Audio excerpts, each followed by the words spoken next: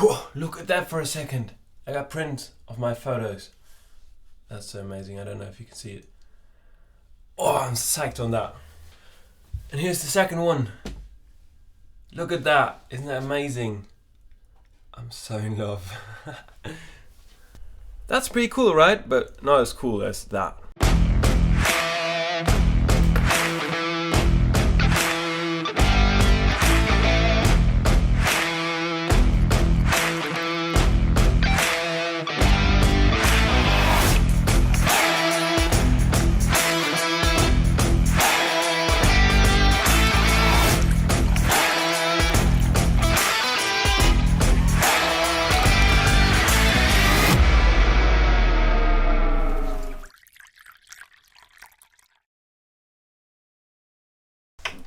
What's up and welcome back to a new video. Today I'm going to talk about the B-roll you just saw. I'm going to talk a little bit about what's behind the B-roll, but also what I could have done better and how in general I made this B-roll. This video clip was part of a challenge I did with two good friends of mine. The challenge was to have an object and form a video around that. You can also see what my friends did. I'll link that here or down below in the description. The object we had for that challenge was, to Google that. Is it dice?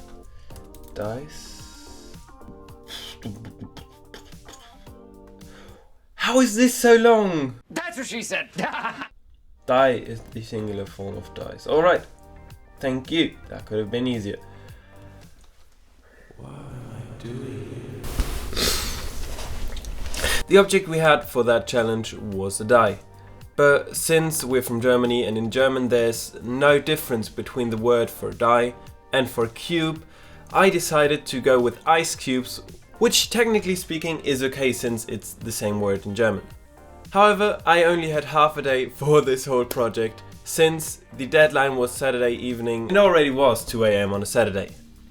Luckily, I had done my shot list the evening before, which was super helpful. That was actually the first time I used the shot list to do a shoot and it helped so much. It added so much to the shoot. I already knew what transitions I want to have, how I need to end the shot, how I need to start the shot. That helped so much in doing this whole process of filming actually faster. Also, the editing was much easier due to the shot list since I already had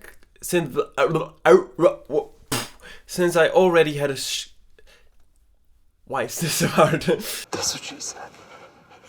Since I already had a clear idea of how I want the video to look like. I actually filmed this in my kitchen, but I wanted it to have a simple black background. So what I did was just using my bedroom curtain, which actually did the job pretty well. Yeah, so I just took the curtain, cleaned it up a little bit so there are no white spots or particles on it, and then hung it up in the background. Next thing I needed to do was lighting. I also changed the lighting during the shoot to match the shots I did. If I did a close-up, I would move the light closer to the subject or change it even a little bit so that it's more from above. And if I did a wider shot, I would logically put the lights further back.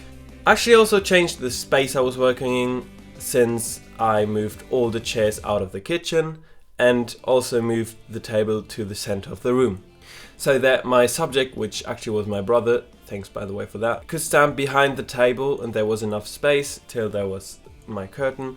And I also had enough space on the other side of the table to do my shoots and move around with the camera. The actual shoot then was rather quick. There were some shoots which were pretty hard to get. For example, the one where you see the glass coming towards the camera and the camera is tilting with the motion of the glass.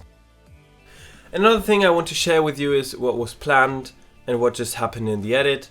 So most of the transitions were planned, but there were also a few shots which I just shot without knowing where they would go, and then I had to figure out how to incorporate them. For example, I wanted the main theme, which were ice cubes, to be more in the center of the whole video and not just at the end. This is why I added the shots in the beginning where you see just an ice cube, and then the shots of coffee beans and ice cubes flying around, which are actually the main subjects of this B-roll.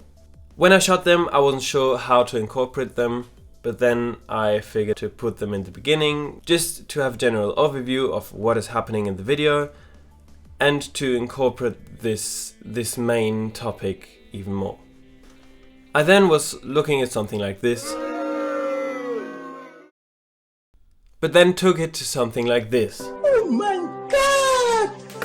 Wow! So how did you do that, you might ask? I'm so glad you asked. So what I did was adding a luma keyer effect. What this does is basically removing all the blacks or all the whites, so all the bright spots or all the dark spots of the image. You can then use a keyframe to have this smooth effect of blending out all the dark areas and just leaving the ice cube in the middle. Another shot was the one pretty quick shot of panning down the can with the drop which is falling down. What the fuck? I actually wanted to have one of those shots but ended up with two of them. So I just figured I'd use that to create kind of a transition or to add some extra spice in between. You might not even notice this shot as being an own shot, but it just adds something to it. So now let's take a minute and think about what could I have done better. This is not at all to make my work look bad or anything, but just to tell you what I personally think I could have done better so you can avoid those mistakes. The first thing is that my curtain was rather small, which you can see in a few shots. You probably barely even notice it if you just watch the video since much is happening in the shots. But if you know it, you can't look away, and it's just annoying since if I had some bigger surface to put behind it, it would have looked even better. I'm not gonna lie, I'm still pretty proud of having the idea of just using my curtain, and I think it worked really well. I just could have used my second curtain as well to fix that problem. Another thing is that since I only had half a day to do this whole project with shooting and editing, I forgot a few things of course. And I didn't work as precise as I would have done if I had like 2 days or 3. For example, something I noticed after uploading the video is that all my sound effects were way too quiet. So what I did was deleting the already uploaded version, making the music in the background a little bit quieter so that it matches with the background sounds, and then uploaded it again. Another thing I totally forgot was adding like swooshes or any sounds to support the transitions I made in the video. This is something which I actually love and really like doing, but totally forgot due to the time limit I had. Another thing which I'm actually a little bit embarrassed to tell is that I actually wanted to shoot everything in 60 frames per second. This is also why I put my shutter speed to 1/100th of a second.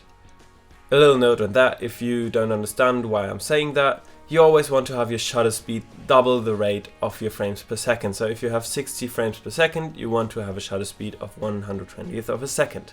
If you have a shutter speed of 40 frames per second, let's say, then you want to have 1/80th of a second. What I want to say by that is that I actually had the wrong settings for this whole shoot. It wasn't like that bad, but I originally planned to do some slow motion footage, which I then had to use in normal speed since I couldn't slow it down because I only had 30 frames per second.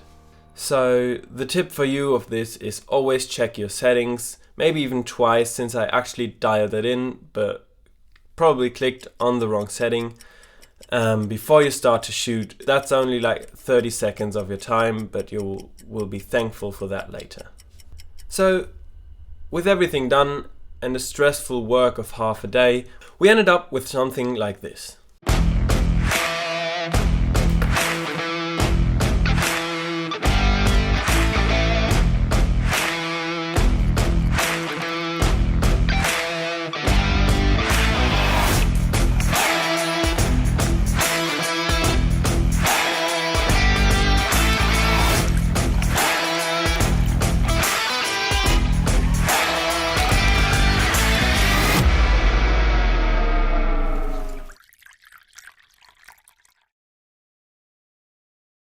So that was it for this video. I hope you liked it.